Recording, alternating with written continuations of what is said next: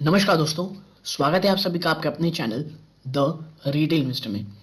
यहाँ पे मैं बात करने वाला हूँ दोस्तों ग्लैंड फार्मा की।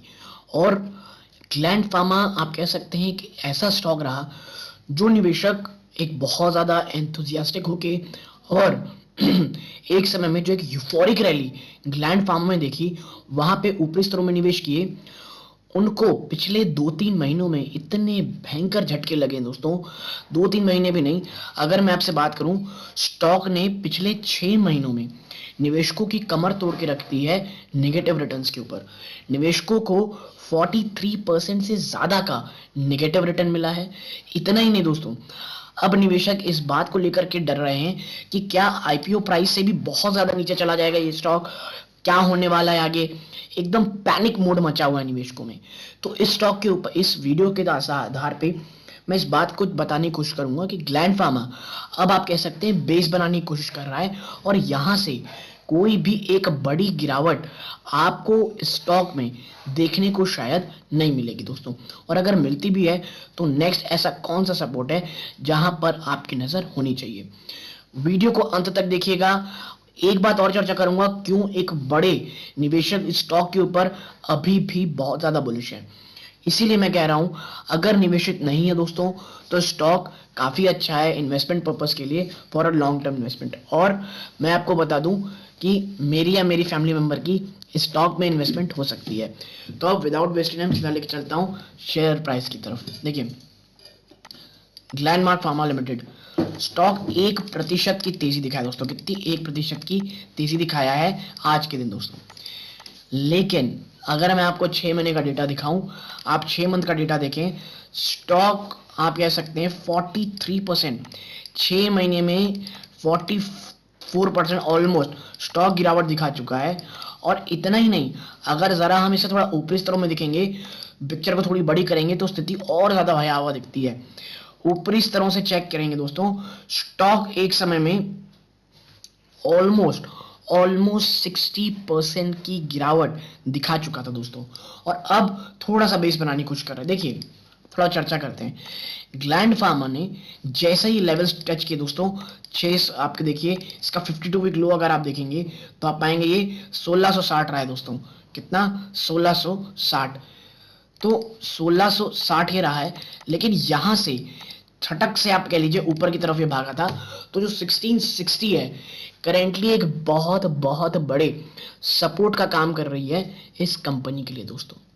ठीक है, और यदि आप एक लॉन्ग टर्म के इन्वेस्टर हैं तो मुझे लगता है ग्लैंड फार्मा तमाम जो निगेटिविटी है, तमाम जो निगेटिव न्यूज़ है, चाहे वो क्वार्टर और क्वार्टर दर पे कह सकते हैं परफॉर्मेंस उतनी अच्छी ना होना, सप्लाई साइड इश्यूज होना, रॉ मटेरियल एक्सपेंसेस होना, जो सिरिंज शॉर्टेज के कारण प्रॉब्लम आना, ये तमाम जो निगेटिविटी है, प्लस इसके साथ साथ जो इसकी प्रमोटर कंपनी है, Chinese promoter company fusion pharma, आपके साथ चर्चा करूंगा थोड़ी देर में।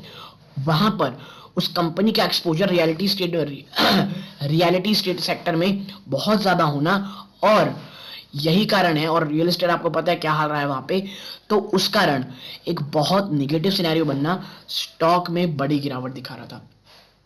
और अब गिरावट दिखाते दिखाते ये काफी हद तक कह सकते हैं गिरावट दिखा चुका है। और मुझे लगता है ये 1600 के आसपास अब इससे ज्यादा गिरावट नहीं होनी चाहिए, क्योंकि देखिए जो गिरावट है ना, बड़ी बड़ी गिरावट रही, बहुत सडन गिरावट रही। और इसलिए क्योंकि लगातार एक साथ निगेटिव न्यूज में आती रही, और अब स्टॉक कह सकते हैं आप कि थोड़ा आराम करने की कोशिश कर रहा है दोस्तों। ठीक है, आप आगे देखेंगे तो पाएंगे कि क्यों एक निवेशक इसमें बुलिश है। देखें आप इधर, मैं थोड़ा जूम कर लेता हूं इसे। We already have two stock there. One has been an accident, a severe blow, Gland Pharma, which after the result shows 15% decline in one single day.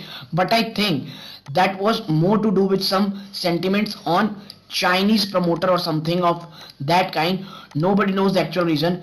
In fact, the company has shown quarter on quarter good recovery of almost 20%. So there is no reason for that kind of sell off. देखिए, gland pharma को लेकर के निवेशक कहते हैं कि भाई ये जो चाइनीज प्रमोटर को लेकर के जो प्रॉब्लम है ना, वो इस गिरावट की वजह बनी है।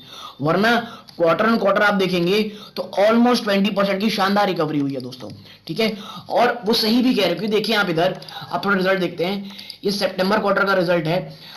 857 करोड़ की कह लीजिए रिजल्ट आई थी कि कब, पिछले क्वार्टर में, वहां से सेल ऑफ आनी शुरू हुई। लेकिन क्वार्टर ऑन क्वार्टर काफी अच्छी मजबूत बढ़ोतरी आपको देखने को मिली थी, ठीक है।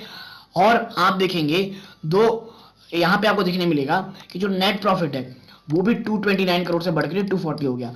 देखिए प्रॉब्लम ऑपरेटिंग प्रॉफिट मार्जिन की है, ठीक है, क्योंकि आप देखेंगे तो 28% की मार्जिन है और ये लगातार घट रही है, 35 से 33, 33 से 32, 32 से 32 और फिर अब 28। ये चीज बाजार प्राइसिंग करने की कोशिश कर रहा था और इसने ऑलरेडी प्राइसिंग कर ली है दोस्तों, ठीक है, ऑलरेडी प्राइस्ड इन हो चुकी हैं चीजें। तो मैं बस यही कहना चाहूंगा दोस्तों, यदि आप एक लॉन्ग टर्म इन्वेस्टर्स थे, और अगर आप मेरे पुरानी वीडियो, मैंने एक बात कही थी कि जो 2000 से लेकर के 1900 का जो लेवल है ये बहुत क्रूशल है, और स्टॉक कई बार वहां से छू के ऊपर भी गया, लेकिन अल्टीमेटली जब गिरा तो एक बड़ी गिरावट दिखाया। जैसा मैंने आपसे पहले कहा था, स्टॉक 1700 से आसपास भी जा सकता है, और बल्कि मेरी सोच से भी ज्यादा नीचे गिर करके 1650 से एक बड़ी रिकवरी दिखाया है। तो मैं यही कहूंगा दोस्तों कि जो प्रोबेबिलिटी का गेम रहता है वो इसी तरह का रहता है, और यदि आप एक लॉन्ग टर्म इन्वेस्टर हैं तो आपको एक अच्छे स्टॉक में निवेश करना चाहिए फॉर अ लॉन्गर टर्म के लिए प्रोस्पेक्टस। कोई भी छोटे मोटे या कम समय के लिए निवेश करने से हमें बचना चाहिए दोस्तों। और चाइनीज फैक्टर स्टॉक को ऑलरेडी बहुत ज्यादा गिरा चुका है, मुझे नहीं लगता कि और कोई बड़ी गिरावट आपको स्टॉक में देखने को मिलेगी दोस्तों। तो यदि आपको ये एनालिसिस पसंद आई हो, प्लीज वीडियो को लाइक कीजिए, चैनल पहली बार आए हैं सब्सक्राइब जरूर कीजिएगा, यहां तक जुड़े रहे, अपना कीमती समय दिया, इस बात का बहुत बहुत धन्यवाद। ये इस वीडियो का अंत है। जय हिंद दोस्तों।